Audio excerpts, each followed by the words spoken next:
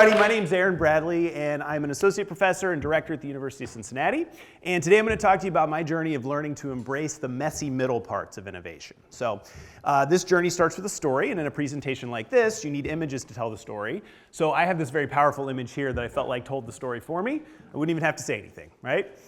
Now, in all sincerity, this is actually a significant image, and it's from here at the D.school, and it helps tell a story that starts back in 2019, actually. So if we zoom out a little bit, this might look more familiar. It's actually that spot right there underneath the stairs, and it was in 2019 at TLS when one of the other participants came up to me and said, Aaron, my hope for you is that someday you'll get the resources and support that you need to build something that matches the vision that you have. Now, if we zoom out again, that vision that I was carrying with me back into this ecosystem at the University of Cincinnati is a large public institution with 13 colleges, 46,000 undergraduate students, and a heavy emphasis on cooperative education and workforce development. So when I went around campus telling everybody the idea of this disruptive innovation program that would tear down silos and shake up systems, saw a lot of this face, right? A lot of people who, first of all, just didn't get it. And there were a lot of people lined up waiting to tell me why that would never work here.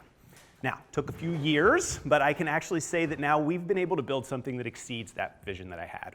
We are teaching and creating new courses across campus. We're running innovation sprints with global companies, and we're even recruiting students who are coming to the university because of this signature program that we've built. It's tempting to jump straight from the story that started there in that milestone to where we are today and skip over all the parts in between, right? But when we do that, I think that shortchanges the reality of what happens when we set out to do something for the first time and go through that mess. It's kind of like if I were to tell you the story of our first UIF pinning ceremony that happened on top of a mountain, but then skip over the fact that 2 hours later on the way down the mountain, we ran over this rusty metal rod and had to figure out how to safely make it back to town. It kind of doesn't do justice to it, right? I get to teach, and we get to teach about the blue sky and open spaces of creating things that are new and have never been done before. And that's exhilarating, it's thrilling. But I also think that sometimes anybody who's ever done anything for the first time knows it a lot of times looks more like this, right? There's a lot of mess in there. There's a lot of pivots. There's a lot of ups and downs and overcoming hurdles, right? I think that somewhere along the lines I started learning that we need to talk not just about the fuzzy front end of innovation, but also the messy middle parts.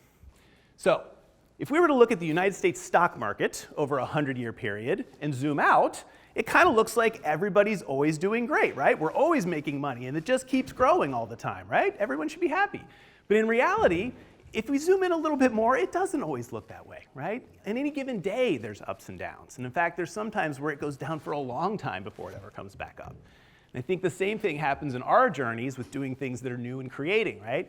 It would be easy for me to focus on zooming out and saying, hey, look, we took this program from an idea all the way to a fully funded presidential initiative that's now recruiting students from around the country and working with global brands. And that is the story, and it's tempting to do that part, right? But actually, it looks a little bit more like this.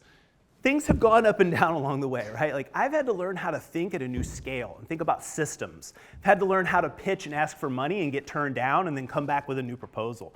And how to try and match the pace of industry and academia, which are not always easy to do, right?